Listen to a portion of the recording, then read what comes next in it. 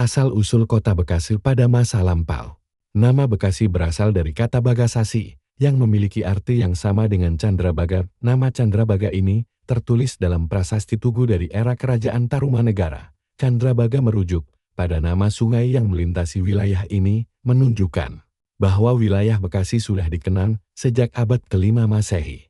Era Kerajaan Kuno abad ke-5 Masehi, Bekasi merupakan bagian penting dari Kerajaan Tarumanegara, salah satu kerajaan Hindu tertua di Nusantara, yang berdiri sekitar abad ke-4 hingga abad ke-7 Masehi. Bahkan, ada dugaan bahwa Dayuh Sunda Sembawa atau Jayagiri, yang merupakan ibu kota Kerajaan Tarumanegara, berada di wilayah Bekasi sekarang. Raja Purnawarman, raja terkenal dari Tarumanegara, dikenal atas proyek-proyek pembangunan irigasi dan sistem pengairan, termasuk yang terkait dengan Sungai Candrabaga. Wilayah ini strategis karena menjadi penghubung antara Pelabuhan Sunda Kelapa Jakarta dan pedalaman masa kolonial Belanda dan Jepang. Pada masa kolonial Belanda, Bekasi adalah salah satu distrik keodanan di bawah Regentschap Meister Cornelis, bagian dari Residensi Batavia. Wilayah ini dikenal memiliki banyak tanah partikelir, tanah pribadi yang dimiliki oleh tuan tanah, seringkali keturunan Tionghoa. Kondisi ini menciptakan struktur sosial yang timpang. Saat pendudukan Jepang, nama Regentschap Meister Cornelis menjadi KN Jatinegara, dan Bekasi menjadi Bekasi Gun.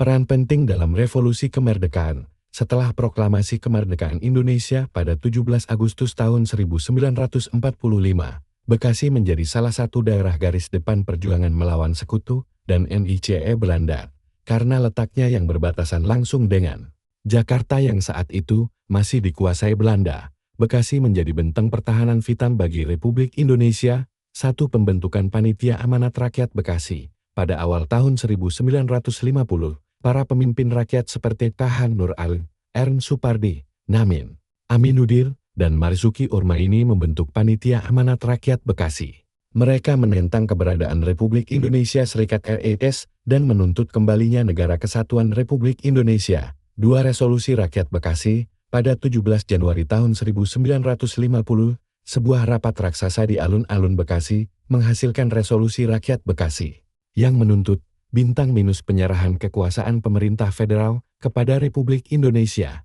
bintang minus pengembalian seluruh Jawa Barat kepada negara Republik Indonesia, tidak mengakui pemerintahan lain di Bekasi selain pemerintahan Republik Indonesia, penggantian nama Kabupaten Jatinegara menjadi Kabupaten Bekasi. 3 peristiwa Bekasi Lautan Api. Bekasi juga menjadi saksi bisu dari peristiwa heroik dan tragis. Salah satunya yang dikenal sebagai Bekasi Lautan Api pada 13 Desember tahun 1945, ketika pasukan Inggris membumi hanguskan sebagian wilayah Bekasi sebagai balasan pembentukan Kabupaten dan Kota Bekasi atas desakan rakyat dan perjuangan para tokoh.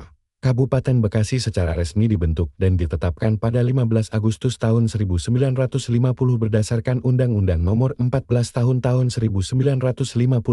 Tanggal ini kemudian diperingati sebagai Hari Jadi Kabupaten Bekasi, seiring waktu, terutama dengan adanya instruksi Presiden No. 13 tahun 1976 tentang pengembangan wilayah Jabodetabek, Jakarta, Bogor, Depok, Tangerang, Bekasi. Bekasi mulai berkembang pesat sebagai kota penyangga Jakarta. Hal ini memicu pertumbuhan industri dan perumahan yang signifikan.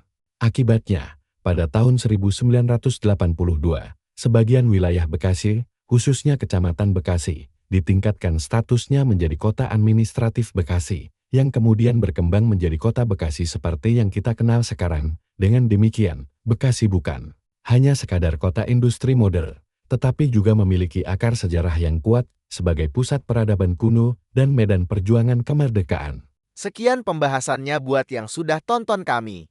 Jangan lupa share, like, dan subscribe. Apalagi yang mau kita bahas tuliskan di kolom komentar. Terima kasih.